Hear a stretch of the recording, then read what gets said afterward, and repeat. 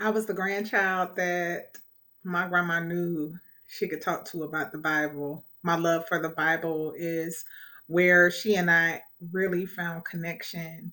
And I can't think of a single conversation that just was not about the scripture and the revelation of the word of truth. And I may have been 22 when I jumped into my grandma's Lincoln with her one day to run an errand.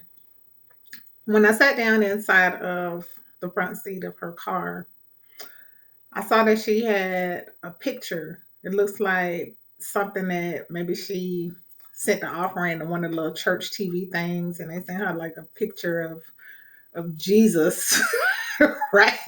The Jesus that was on Good Times, right? That what's her name? Florida Evans used to pray to. That Jesus. And so I saw this joker in my grandmother's car, and out of respect and love for her, I knew I couldn't like come for her like in a way where I took the position as an elder speaking to a child. But I asked my grandma, I said, Grandma, why is he in here? And so in that moment, my grandmother, she kind of waved it away. Oh, the little people sent me to da da da da da. But I was really young when I realized that wasn't Jesus who I believed was the Jesus of the of the Bible.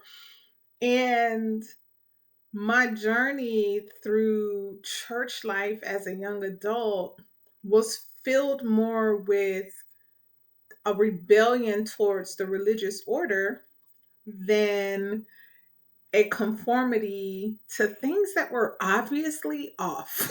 Right. And so this week, Law for Love Living Room, we're going to talk about church hurt. We're going to talk about what many people have experienced because there's this spookiness, right? I call it mystical mayonnaise that's been a part of our mental and emotional conditioning when it comes to faith that's just not true. And a lot of people have been hurt as a result of our spookified programming.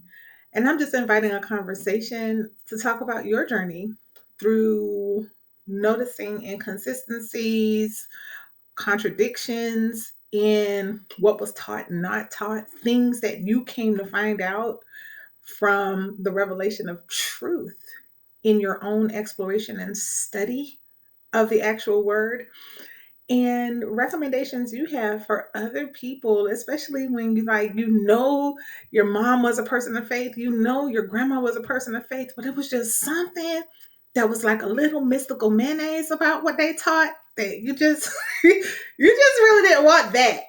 But you knew that they were a person of faith, and you had to go through this journey to find truth for yourself.